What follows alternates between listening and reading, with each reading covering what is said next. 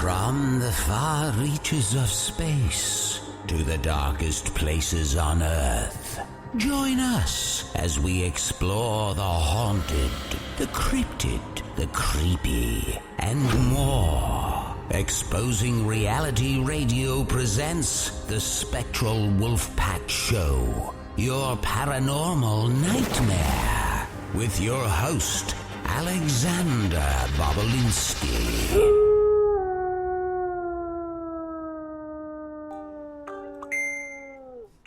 What is up, Wolfpack? It is me. We are back again. We took a little break, but we're ready to keep it rolling. It's been, October was a pretty jam-packed month for me. I know a lot of other people had the same things going on. It was just, you know, it's that time of the year where everyone's getting spooky.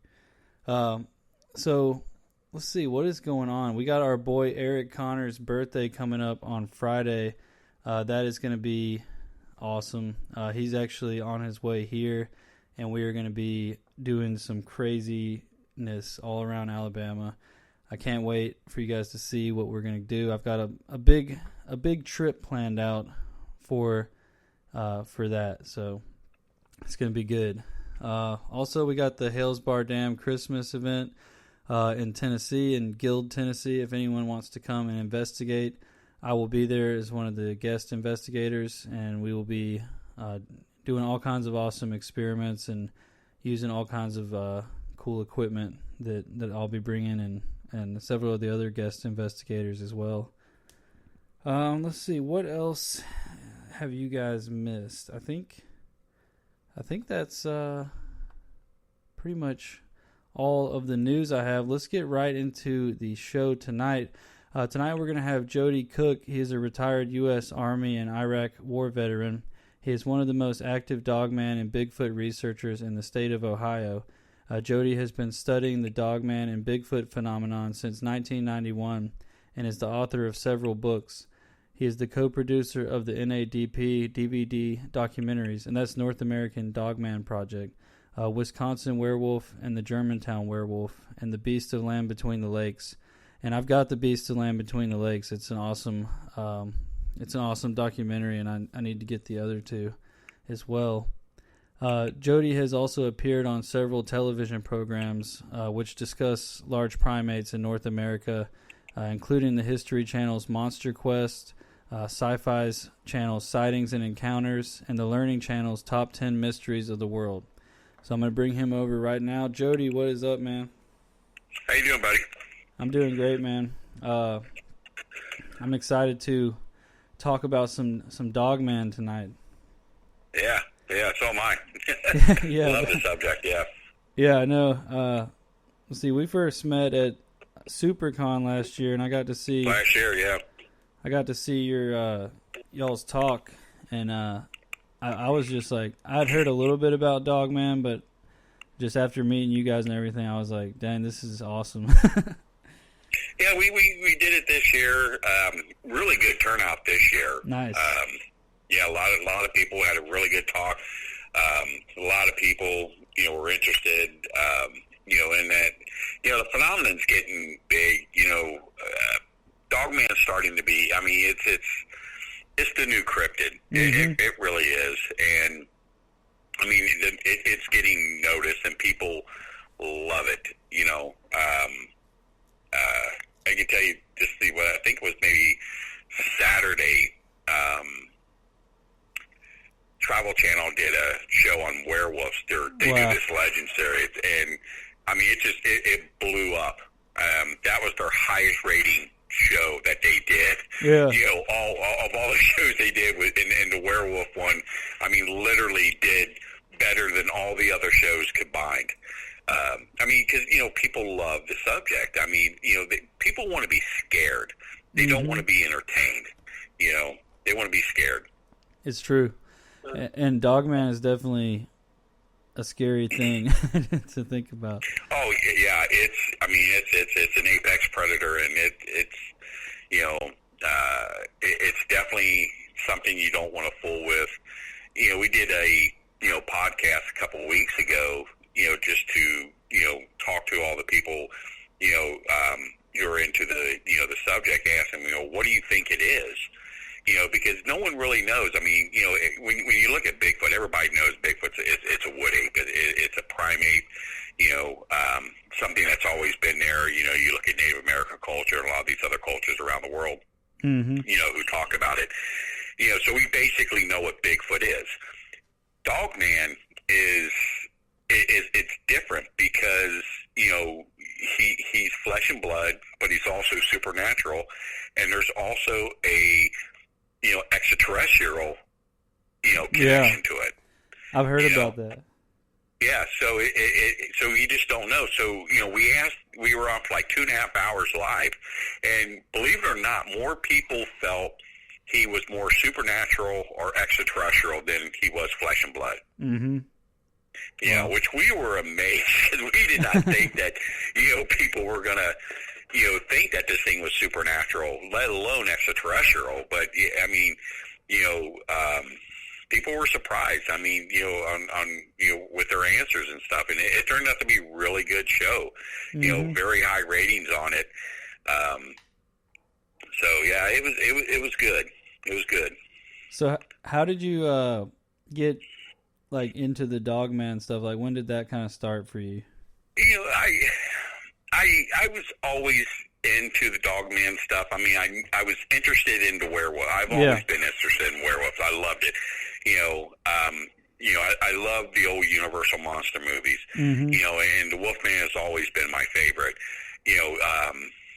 I was doing Bigfoot research for a long time, and I remember back in the 80s getting reports of Bigfoot sightings where it had a snout, mm-hmm. it had high pointed ears, and at that time, you go back looking, 20 odd years, you weren't getting a whole lot of Dogman sightings around the country. There was just a few. You had the Michigan Dogman stuff.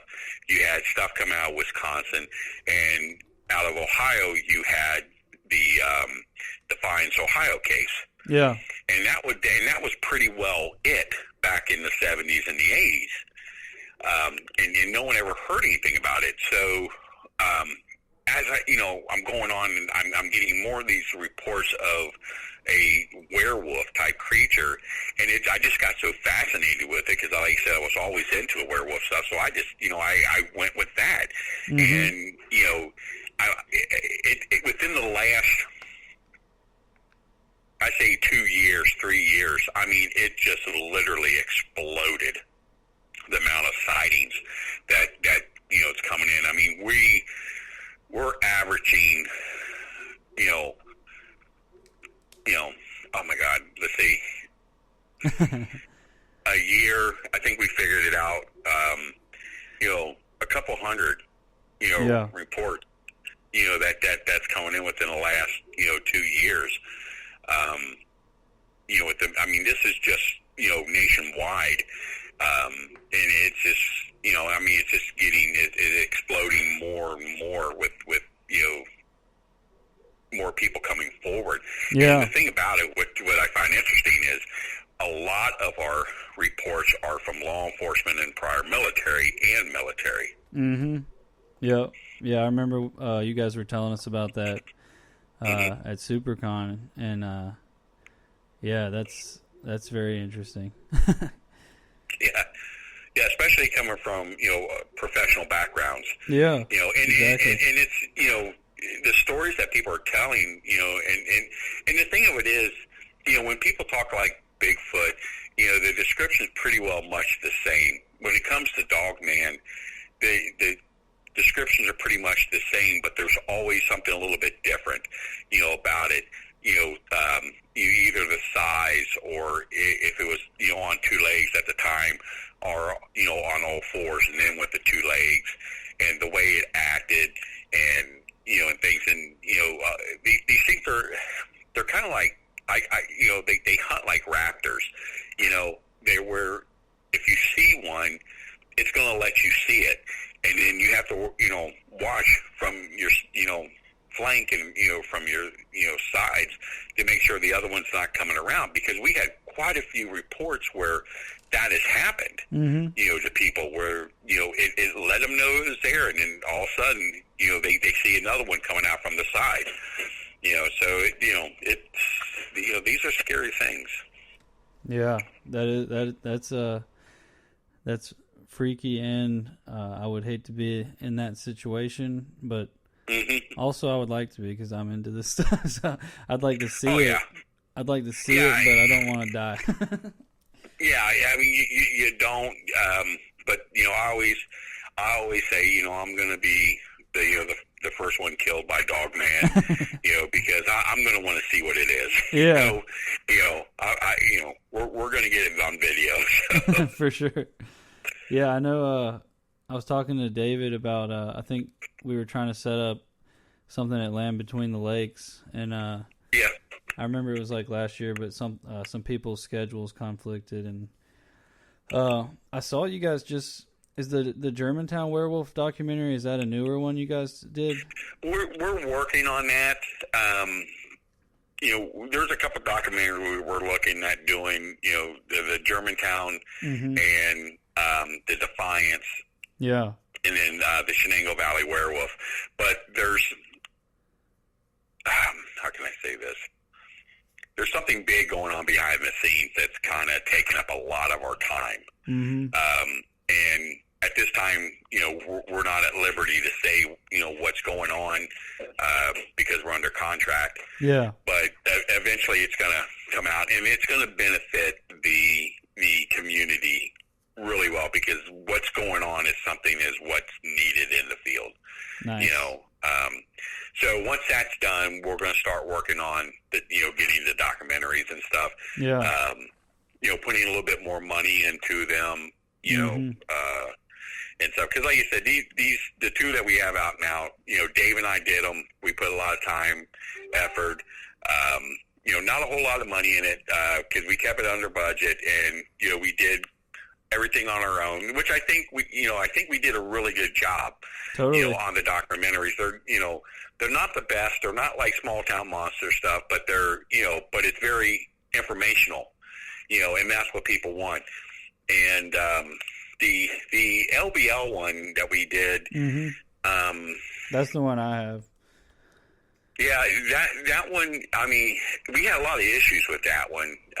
We had over 25 of those documentaries just get lost in the mail. Really? I mean, yeah. I mean, and things get lost in the mail, but you don't lose 25 documentaries. Yeah, that's okay. A lot. That's a lot to be just. And when you ship them, you have a tracking number, and the tracking only goes to one point, and then it stops. And when you check on it with the post office, they're like, tracking says it's here, and it hasn't been scanned in. Well, yeah, obviously it hasn't been scanned in because either they're lost or somebody took control and made sure they didn't get out. Wow. And I'm not too, I'm in conspiracy theories, but I mean, something happened. Something's involved with these documentaries coming up missing. Yeah. And because we had to reimburse everybody for it. And resend other ones back out. Yeah. And but still today, we have no idea where they are. Yeah, that's very strange, especially that amount, like 25. I could understand 2 or 3 or something, but 25, that's... Well, the thing of it is, I mean, Amazon doesn't lose that much stuff, that much stuff, you know what I'm saying? And these are all sent out, spread it out. Yeah, exactly. So, something, I mean, it's like, LBL, I mean, they don't even want us on their property anymore. Yeah. Yeah. Yeah. because of that documentary. Man, so they kind of have it out for us. I know. Right after I talked to you guys and I bought that DVD, when we live in Alabama, so on our way home from SuperCon, we stayed at Land Between the Lakes and drove the Trace Road at night, and I did some hiking the next day and everything, and creepy place. It At is, night. but you know what? I've talked to people, who've said that they've been there 100 times and never seen a thing. And that's true. And then there's people that's been there one time and have seen something. It's just it's one of these things that you're lucky if you see it. And you should be blessed that you see it, because not everybody sees this thing. We've been there, quite a few times. I've been there a bunch of times, going all the way back into the 80s, and I've never seen anything. I've seen tracks, and I've seen, where things were scraping on trees and, things like that. But, I've never seen, the creature itself, so, but it's a wicked place. I mean, it's a real wicked place. Yeah. All the, cemeteries and just, I didn't find, aren't there like bunkers out there or something? Or these like, yeah, there's a bunch of bunkers that were built, in the late 60s, and, majority of them are on the, some of the main trails. You can see them. A lot of them are busted up now, Yeah. But some of these bunkers, what's odd about them, some of them have like no doors, no windows. It's like, how do you get in? And then you have some that are just only one way in, and no windows or, anything like that. So it's just, LBL says, well, they're there if you're hiking and a storm comes so you can go hide in the shelter. Maybe so, okay? But, but you'll find some just out in the middle of the freaking woods. Yeah. And that's the thing. I mean, there's like no reason for them to be there. It's like they knew when the government took it over in '63, which, there was really no reason for them to take control of that land, okay? Yeah. And push all those people out. There was just absolutely no reason for it, because Kentucky and Indiana has so much area. They could have made a national recreation area in 100 different places. Yeah, why would they choose that? Yeah, so there's absolutely no reason for them to do that, other than they knew what was there, and, they were trying to,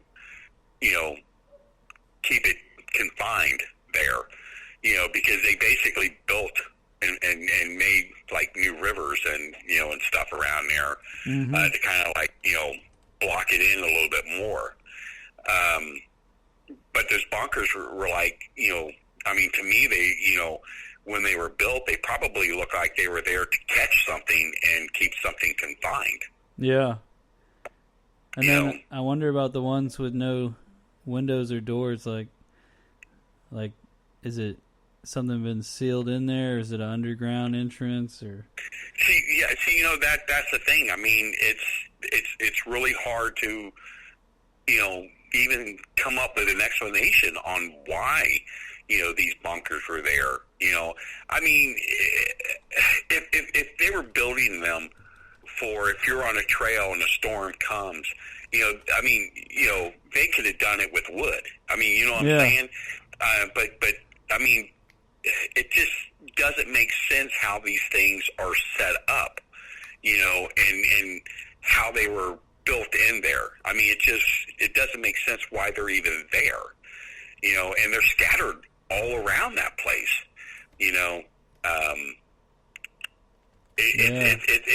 it's odd, It is. They're like, I mean, I don't know, man. It's crazy. It blows your mind to sit there and wonder what's going on.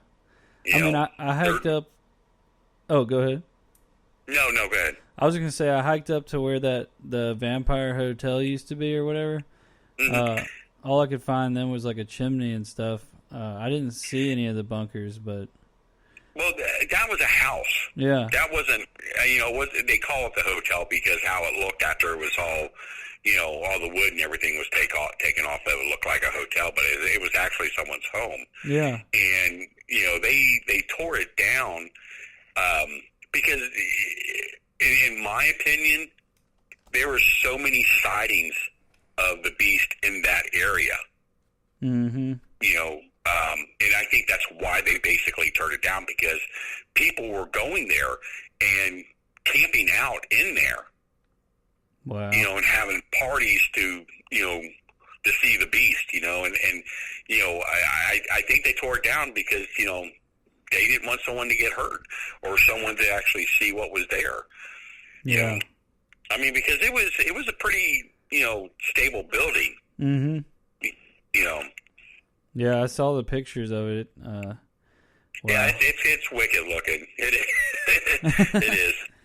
That's yeah. I was a little disappointed when I found just the chimney and stuff, but it was still cool, like hiking all up on that ridge and everything. Man, yeah, that's a place that I want to go back to for more. But then you hear some of the darker stories, and what's so weird about that place is back in the 80s, and even I was even told this in the 90s, and even just a few years ago, that people who live in the town there will tell you, you don't let anybody know that you're from out of town. Mm-hmm. Okay, don't stay in the local hotels. They truly believe. There's a lot of people that truly believe that there is a clan that lives there in the town. When I say clan, I'm talking about they believe that there's a group of people that actually can turn into werewolves, and they're the ones going in and doing the killings in the park. Yeah. Okay. And they believe that it's a particular family, and that family, bloodline goes all the way back to the 1700s, where they came over as immigrants, right after the American Revolution, and they feed on in the park. And these people are serious as a heart attack. Yeah. When they tell you this stuff, and they'll tell you, they know exactly who they are. Yeah. So wow. There's a lot of dark secrets in that area. Wow. Yeah, and that's something you got to take into consideration with the werewolf stuff. What kind of dark magic or dark rituals these people might be doing, and then with the murder mysteries and the murders, and it's dangerous territory. It is, and here's the thing. This is something I've always said. If LBL just come forward and say, "Look, yeah, there's something here," okay, they can make money off of this thing. And the reason why I say this is for the simple fact is, they can admit that there's something there. Say, okay, there's these stories that this happened, but there's no physical evidence that it did. They can sell merchandise, bring revenue in. People are going to come and check the place out. They're going to tell their stories around campfires and stuff. The park people will. And then people are going to lose interest. Yeah. Okay? And that's exactly what Salt Fork State Park did in Ohio, is because they had so many freaking people coming up there with the Bigfoot, and then finally Ohio Parks Magazine put an article out saying, yes, there's a Bigfoot in the park there. Yeah. Okay? And the DNR pulled it, literally pulled that ad. Okay, and I have like two of the existing state catalog, the state magazines, that didn't get taken, when they came forward on that. Wow. And they make money. They have the Ohio Bigfoot Conference. That conference basically puts that park in the black every year. and people eventually, it's dying down. Yeah. Okay, they made their money off of it. They got the people out, from going tearing the park apart looking for Bigfoot, and the Bigfoot sightings are gone, basically out of that park.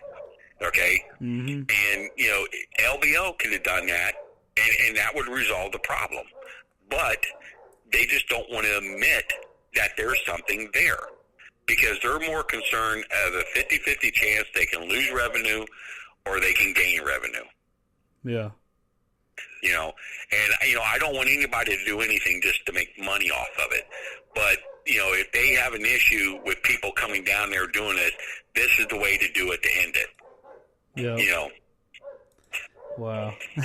Yeah, this is some interesting stuff to think about. I apologize for the dogs barking. My neighbor's dogs always have to join the show. And I don't know, it's a Dogman show, so I don't I don't know.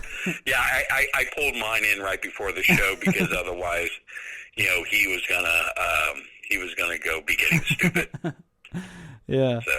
So have you tried to you've tried to reach out to the rangers there and everything? Because I think I tried to ask one of them about something, and they they didn't tell me anything. But no, LBO.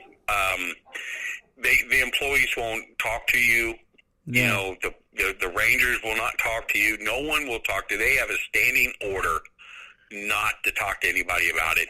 When we went down here and filmed that documentary, we asked the people in the gift shop there. Yeah. And they're like, what are you talking about? And then finally we were standing outside, and one of them came up to us, one of the older ladies, and said, "Listen, we're not allowed to talk about this. I wasn't trying to be rude. We can get fired." Wow. You know? Yeah, I want to say it was a similar, I had called and asked them, and they said they didn't know about it, or I was like, really? Huh. They won't. Seriously, what LBL, they were monitoring our Facebook pages, and they were monitoring, our NADB Facebook page, and we had an expedition that we were going on down there, and we talked about it, and we had two guys that were an advance party for the site, and the rangers came up to them and, told them plain and simple, we know that you're who you are. We know that you're here. We don't want no logo T-shirts on. We don't want no logos on any vehicles. Nothing stating who you are.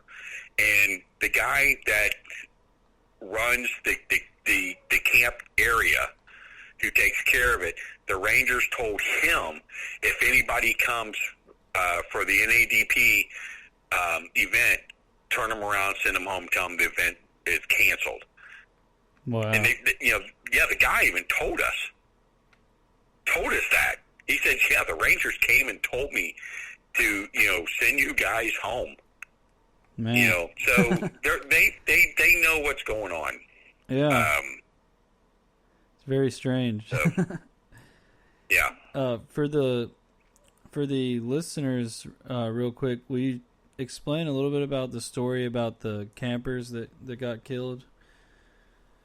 Back in, let me go a little bit further. Yeah, I was a deputy sheriff in Ohio, and I went to, there was a police seminar that was taking place down in Kentucky, and myself and a couple friends, we went down there for that. It was just talking about stuff for law enforcement, new equipment coming out, how to deal with certain situations, things like that. And I friended a Kentucky State Trooper down there, and we were just talking about, different things, different things that happened, why you were in, your time as a, deputy and stuff like that. And he mentioned about this story where he responded to a call at Land Between the Lakes about a family that was massacred. And they first thought it was, maybe a bear did this thing, but they knew there was no bears in the area. And they said, well, maybe this was like a madman, did this thing. And it mutilated the family, killed the husband, killed the wife and, the son. But at the time, he never said anything, and this is 1987, and he never said anything about, let me rephrase that. It was a little girl, but he never said anything about a little boy. And the little girl was found, like 40 yards up in the tree, half eaten. But they had coroners from, 4 different counties, law enforcement agencies from 4 different counties. Nobody basically knew who was in charge there. But here's the thing. Throughout the years, I've never heard anything about the FBI ever being on site. Okay? Yeah. Now, if there was a missing child, the FBI would have been on site. Yeah. Unless they were there and there was so much confusion going on that nobody knew that they were there. But, this thing, mutilated this family. And the 2 officers that actually reported it, the first 2 on scene, end up talking with a woman by the name of Jan Thompson. And she was the one that basically broke the story. Because no one ever knew about it, except if you were law enforcement. But she was the one that basically came forward with the story. And she has never changed her story. It has always been the same. Now, there's a couple other researchers out there that have told the story who say that, they have, firsthand knowledge of the story. They know the 2 police officers that were involved, which is bullshit. Excuse my French. Oh, you're fine. Which is bull, and they tell the story as if they were there, as a third person, and it's like,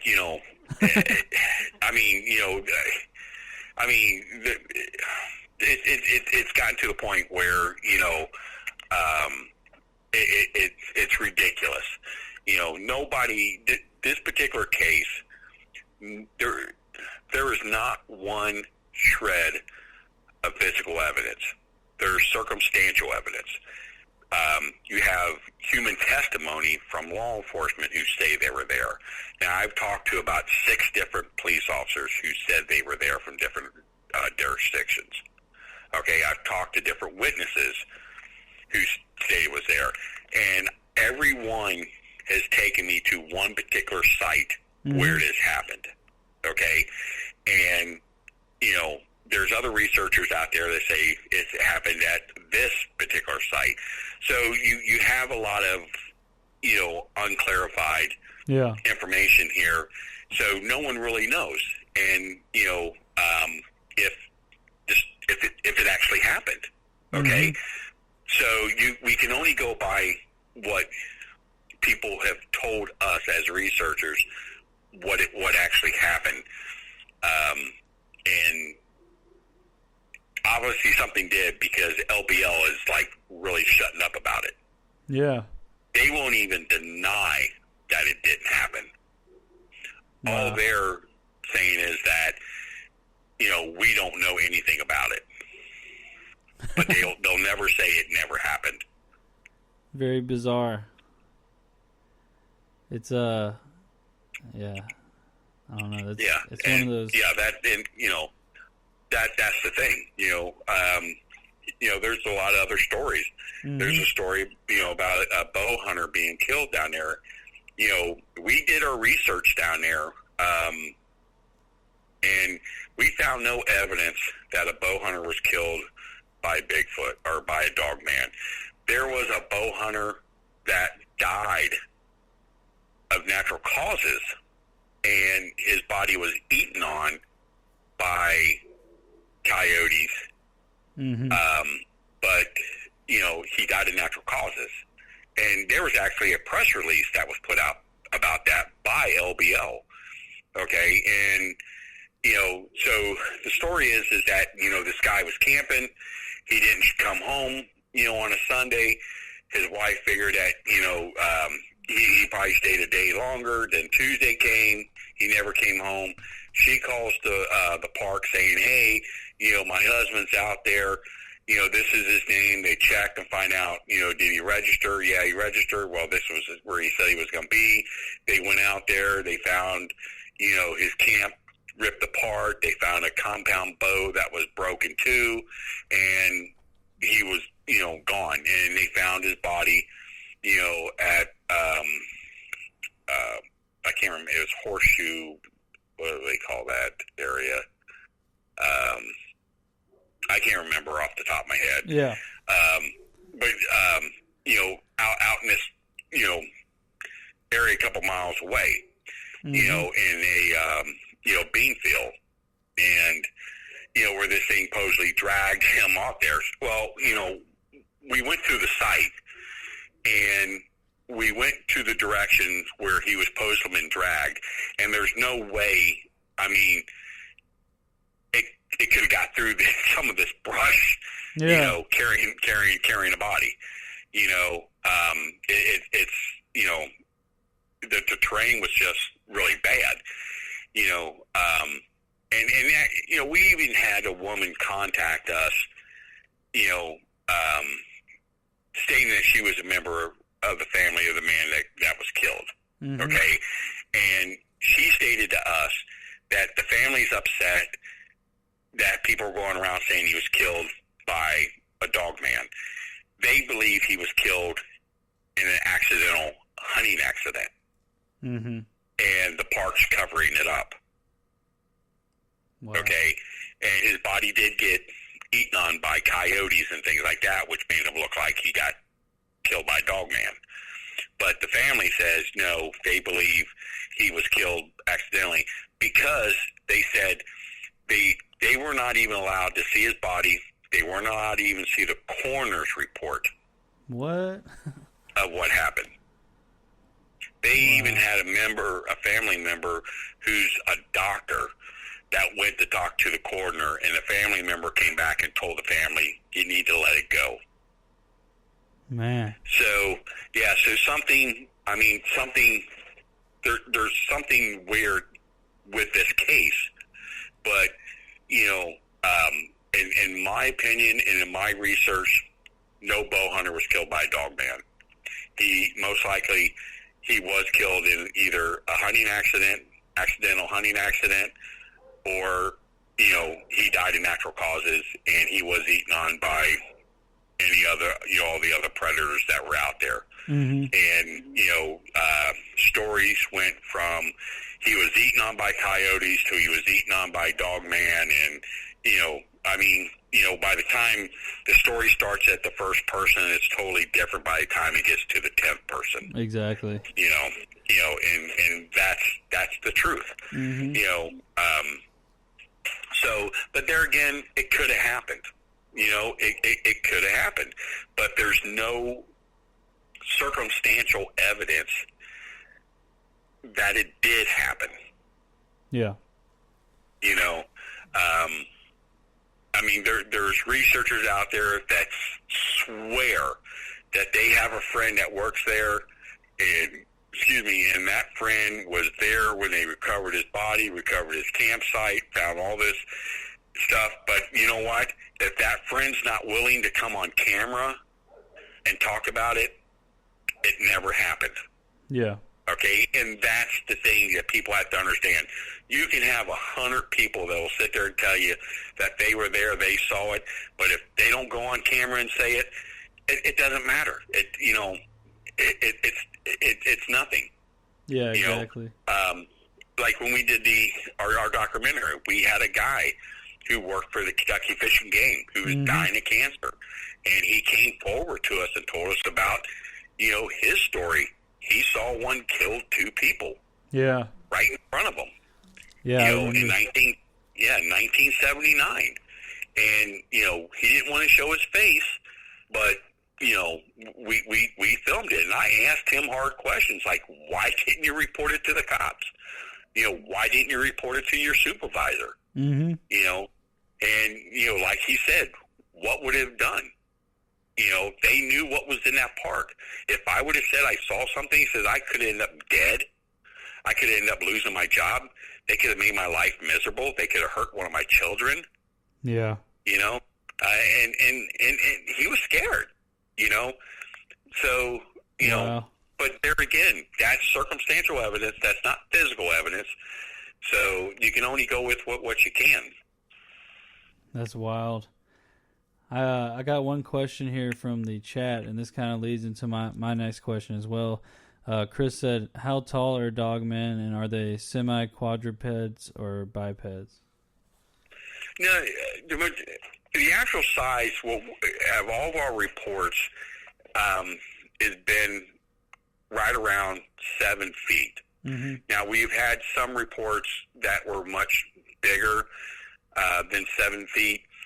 Majority of the sightings that we've got as a whole, I would say about 40% of them, they were quadrupeds. They were on all fours at one point. Then they went on 2 legs. The rest of them have always been on 2 legs.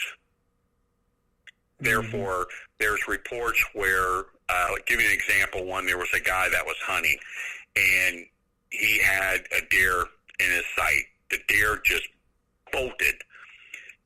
This large wolf comes out on all fours, and it,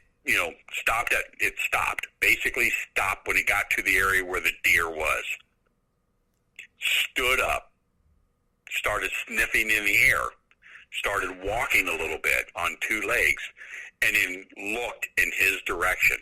And he's looking at this thing, look at him in the scope of his rifle. So that's basically what a lot of those reports are. They see them on all fours because they can travel faster on all fours, but they will run on 2 legs. Wow, that's insane.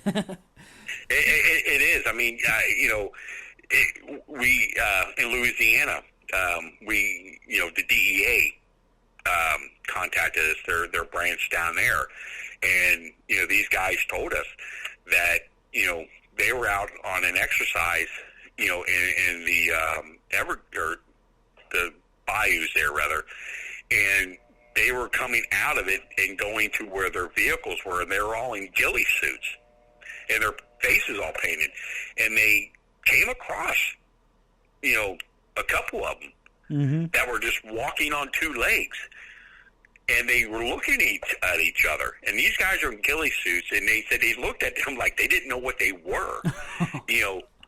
They're like their heads going, side to side, and they're sniffing and stuff, and they're growling at them, and but they said these things were, when they came upon them, was on 2 legs the whole time, even as they walked off and was watching them. They were on 2 legs. Wow. So yeah, you get so like I said, it's the stories are different. Yeah. I wanted to ask. I think you guys have the descriptions on your website as well. But the different types of dogmen people see, like the different, I guess, styles or the way they look, like the hyena. The majority, right? The majority of the ones that we get are your basic wolf. The head is like a wolf or like a German Shepherd. The body, the stomach's more sunken in, the chest is more protrude, long arms, fingers like a human, in your canine style leg, and the tails are somewhat, in between length, not full length like a dog. Then you have the ones that look like hyenas. Mm-hmm. Okay, now those are a little bit different. Those are the ones that seem to be a little bit bigger. They seem to be, more have like a lion mane almost, along their back. Because the guy who saw the one kill those people at an LBL. That was his description. He said it was like a hyena. The head was like a hyena. It had kind of like a mange on the back, of the head and on his back, and that's the way he described it. It looked very much like a hyena in the face. Wow. So those are very common. And then you have another, which is what they consider like a, type 3, which is, your Van Helsing style, Dogman, but the legs are more like human, and so are the feet, are more like a human. So they're not like canine legs. Yeah. And we don't get a whole lot of stories, and reports about them. Now the ones that we got in Akron, Ohio, were like that. They were more in the Metro Park area. They said they were more like human legs and the feet, and even the tracks that we got. We got like 189 tracks in the snow, real beautiful tracks, and it's a human style foot with long claws. I mean, wow. they're odd, and the ranger, that's what he described. I mean, when it was down, it looked very much like a dog until it stood up and started to walk away, and he was able to see the legs, and even his drawing even shows the legs like humans. That's wild. So, yeah, it is. Yeah, those in the footprints with the long claws. It's creepy. Yeah, I mean, and we got quite a few of those, of those tracks where they're, human style foot with, elongated, toes and claws. They're really, and they're either 3-toed or they're 4-toed. That's the thing, 3 or 4. But, it's like Germantown, we got this one print. It looks like a bear. It looks like a grizzly bear. But the thing of it is about this print, we have black bear that's been seen in this area. And most of this, they've been about 150 pounds. Mm-hmm. Okay? No more than 200 pounds in ones here in this area. And this track, we have 3 of them. The pad looks like,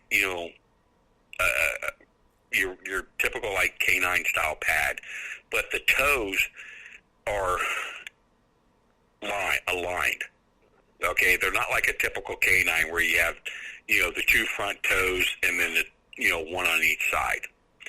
These are more aligned, and what makes sense about that print is that something that big would have to have a large pad and a large foot in order to support the weight. So that would be about right. So if this was an actual bear print, okay, you're looking at, and even the DNR even said this when they looked at it, if this was a bear print, you're looking at something the size of a grizzly bear, 600 pounds. Okay? Yeah. Bears are nuisance animals. Okay? They let you know they're there. Okay, and people would see something that big. Definitely. Okay, they would have been and people know what a bear looks like. They know what a wolf looks like. They know what a dog looks like. When they see Dogman, it's totally something different, and they know it. Mm-hmm. So, wow. Yeah. Yeah. We got another question here. About Bigfoot and Dogman, are there reports of them interacting or working together or battling or anything like that? Well, we got a report out of Utah, okay, where this one particular neighborhood, okay, there's just maybe about 5 houses in this area. It's a pretty well spread out area. Most of it's like ranch land. Everybody knew that there was a Bigfoot in the area. Okay, everybody's seen it. It never bothered them. It didn't kill any of the livestock. It didn't create any havoc. It would just watch the animals or watch them, but they knew it was there. Okay, and then all of a sudden, horses are being attacked. Animals are being killed. Oh, I got to sneeze. Oh, okay, no problem. Bless you. Excuse me. Oh, Sorry about that. No problem at all. Animals are being killed. Chickens and small, livestock are being taken. So they know that there's a predator around because they never, that 1 minute, ever thought it was a Bigfoot. And then a couple people start seeing this large canine. Okay. And it's not acting like a typical wolf. It's much larger. At one point, one person said that they were looking out their window and they saw this thing crawl up along the stalls where the horses were. And we have their eyewitness drawing. And it's weird. Look, I mean, it's a wolf crawling. Yeah. They did a really. It's on the front page of our website when it shows the horses that were attacked, and you can see the claw marks on the horses. But this Bigfoot in the area would scream, so they knew what that scream was. Well, this Bigfoot and this Dogman got into it. Okay, and the people heard the fight. They said it was that loud that these things were at combat. I mean, they were fighting. And then, all of a sudden the Bigfoot's gone. And this thing is still in the area. So they actually went out into the woods to see if this thing killed the Bigfoot. Mm-hmm. So, I mean, because that was their Bigfoot. These people loved him because they knew it was there. They grew attached to it, and they knew this other thing that came in, they knew it killed that Bigfoot. Sad. So and we got a couple other stories like that. Yeah. Where these things and Bigfoot have gotten into it, and Bigfoot's strong. He has the strength. This thing here. I mean, this is a killing machine. It was built to fight. It was built to kill. And I can't see a Bigfoot taking one on by itself. Unless it was a younger one and winning a fight. Yeah. Man. Yeah, I wanted to, let's see, we got a little bit of time left. I see on the front page you guys have the Monroe County, Kentucky right. incident that happened. What are your thoughts on that? Well, we had a team that went down there and did the investigation, and it was a big cat. It was definitely a big cat that did that, But with that being said, the family, we talked with the family, and the family's been finding large canine tracks. Actually, in the one horse, there's a canine track next to the head of the horse. Yeah.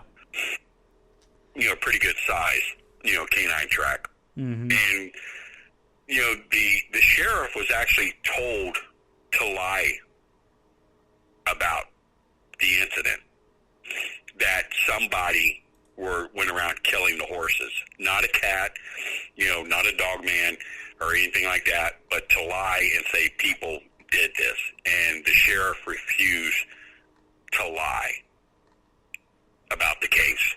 Yeah. So there's still something down there killing it. Could it be a large cat? Yes. Our investigation showed it was a large cat. We always felt that it was a dog man that did this, and we're still keeping the door open to that because we know that there have been sightings in the area, and the family even said that there's something there. Mm-hmm. But yeah, our findings was that, it was a big cat. Yeah. That's an interesting case. It It was, but the thing is, the media did not want to even look at the fact that it was a Dogman or a Bigfoot. And my thing was, how did they know what a Dogman was? Mm-hmm. I mean, that's the thing. It's just like, they wanted to make sure it wasn't a Dogman that did this. And it's like, well, why would you come out and say it's not a Dogman when no one is saying it's a Dogman? Yeah. That was the weird part. Before anybody even said it was a Dogman, the media came out there and said it's not a Dogman doing this. Wow. Yeah, that is weird. It's Yeah. Yeah, why would they? Yeah, it was strange. Yeah. Man. Real quick, it's okay if we go a little over an hour and everything, but I just wanted to ask a little bit about the extraterrestrial connection or some of the stories surrounding that. We've got,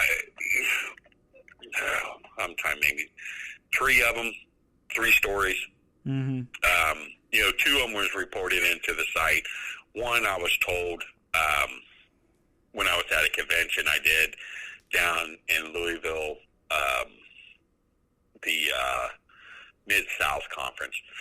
A guy down there, he was prior military, and he was telling me,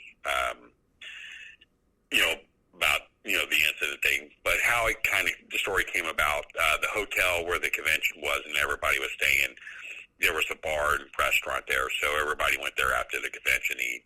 And I went up to the bar to get a drink, and, the guy, asked me, he goes, what's going on? What's with all these people? And I said, it's a paranormal conference.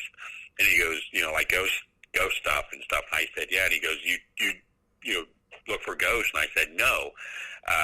I do, Bigfoot and Dogman research. Mm-hmm. And that was at the time I was doing both. And he goes, Dogman? And I go, yeah, like werewolves and stuff. And he had this look on his face, and he goes, have you ever seen one? And it's like, no, but I'm hoping to, and he goes, I can tell you some stories, and then, I asked him, I said, were you military? I mean, because he had a tattoo, on there, and he goes, yeah, and we start talking how we were both military and stuff, and, and he told me this, he belonged, to a special operations group, and there was a group of extraterrestrials that were canine that they had in a facility in South America, and they were so dangerous, that's why they would not keep them in the United States. And I'm thinking the country, he never said the country, but I'm betting it was Brazil, because Brazil is very well known for a lot of werewolf stories, mm-hmm. a lot of werewolf legends, and things like that. So he said these things overtook the facility that they were at, and killed a few of the people that were there, and basically got out of the facility. So he was saying, with them being an extraterrestrial species, they wore like a body armor. Okay? Yeah.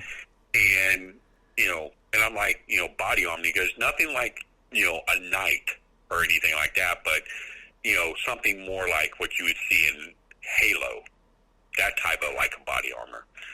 And, they said they had special weapons that were able to penetrate the armor and kill these things.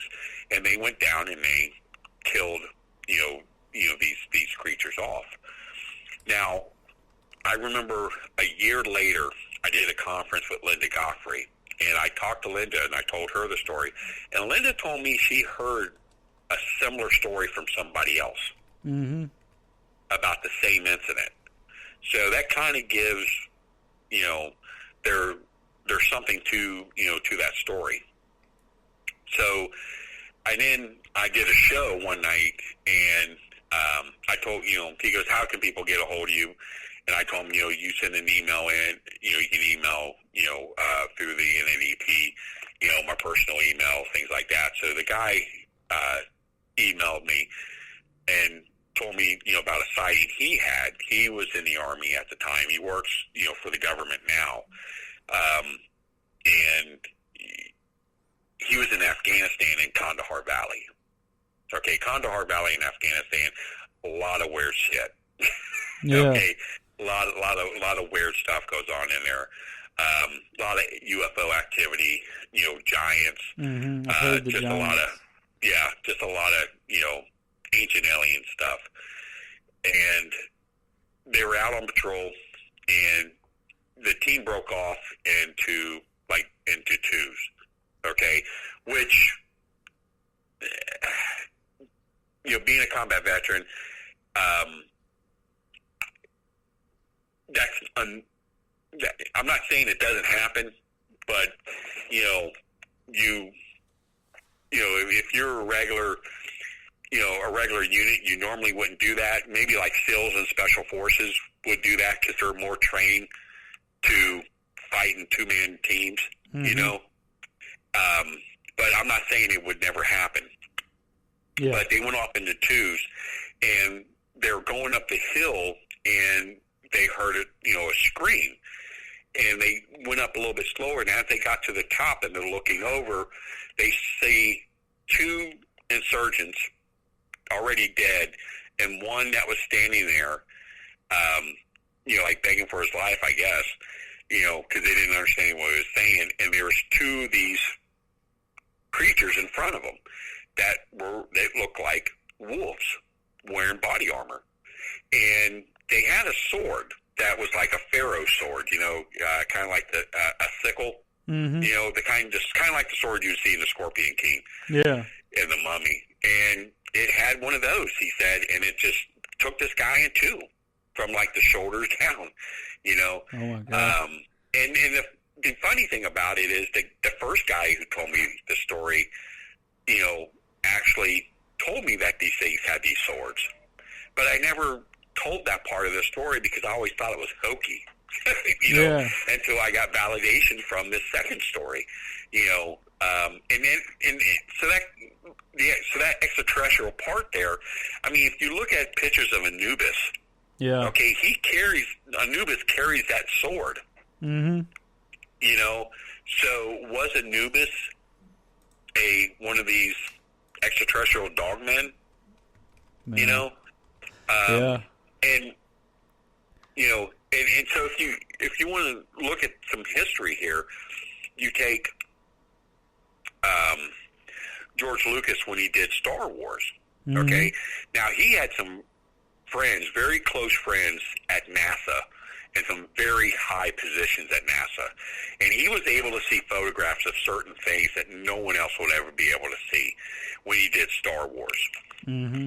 Example, the Millennium Falcon. There's alleged photo of a ship sitting in a crater on the moon that looks like the Millennium Falcon. Wow. Okay.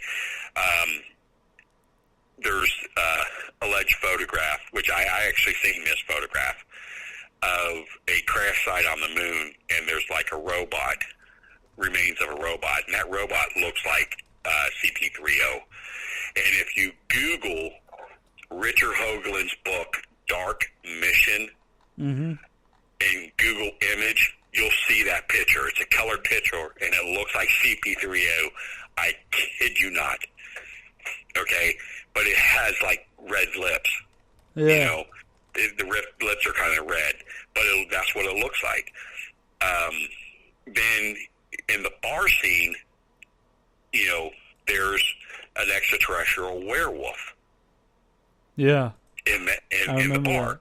That. Yep. Okay, so why would George Lucas put a werewolf other than, make different creatures up? But when Star Wars first came out, and, they had, Empire Strikes Back and the Jedi, and Empire Strikes Back, when they did the bounty hunters, to go look for, Han Solo, one of the bounty hunters was a dog man. Yep. But that image was removed. I think it's in one of the new versions of it. You see it just for a second. Yeah. But when they put the books out, talking about the different creatures that were in the bar scene and, you know, the bounty hunters and stuff like that, the Dogman is wearing body armor. Mm-hmm. And if you go on the North American Dogman Project's Facebook page, you can see the pictures from Star Wars of their artwork of these dogmen wearing body armor. So it's I mean, that's weird. I mean, the connection, you know what I'm saying?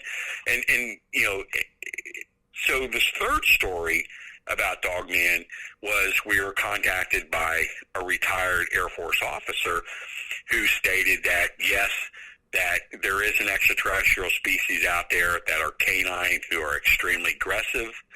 We first discovered them in the early 70s, which makes sense with George Lucas movie Star Wars coming out in 76. Yeah. So, which makes sense that he was able to know that these entities were there, and that they're like predators, like the movie Predators. Mm-hmm. They come here to hunt, and they're able to blend in and disguise as wolves.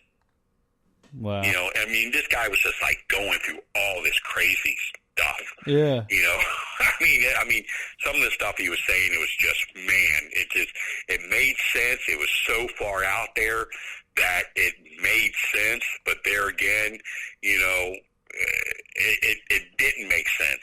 Mm-hmm. You know what I'm saying? It was just one of those things. And I mean, he talked about, you know, that, you know, there's, you know, we had some in captivity that, you know, these things visit us Earth.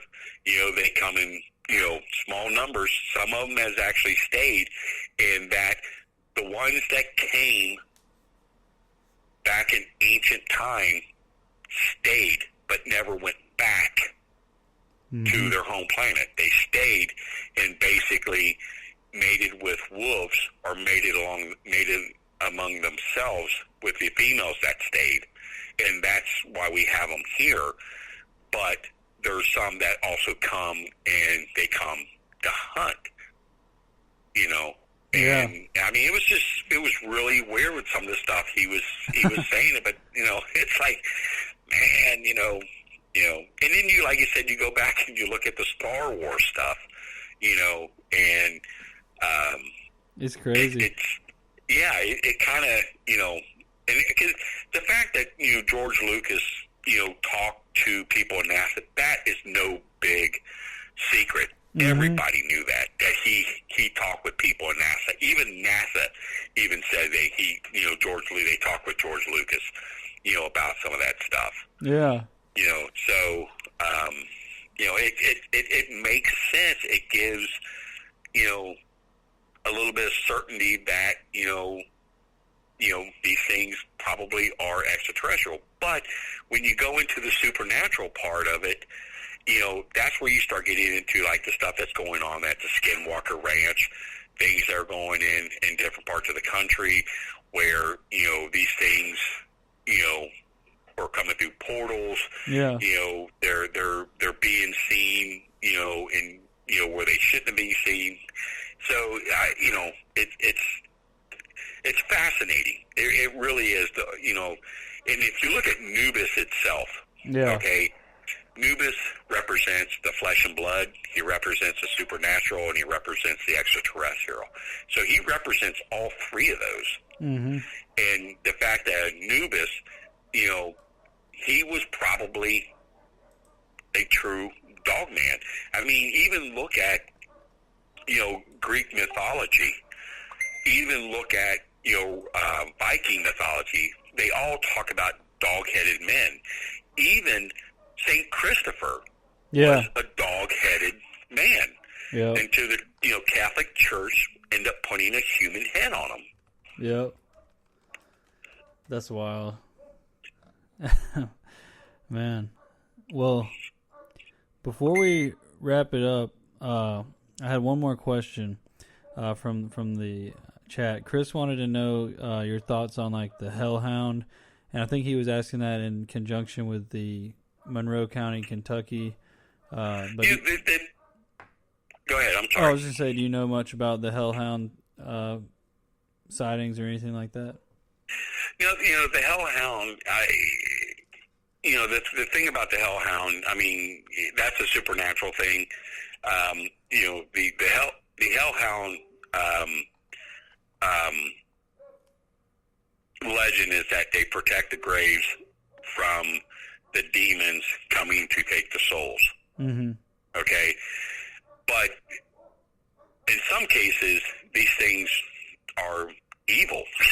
you know, and they run in packs, and people have seen them, and that's they're in one particular area, and then when you blink, they're right there.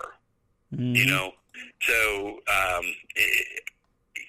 as far as like the Dogman stuff goes, we haven't had any type of story that we could say, was maybe hellhound related. Yeah. Nice. Cool.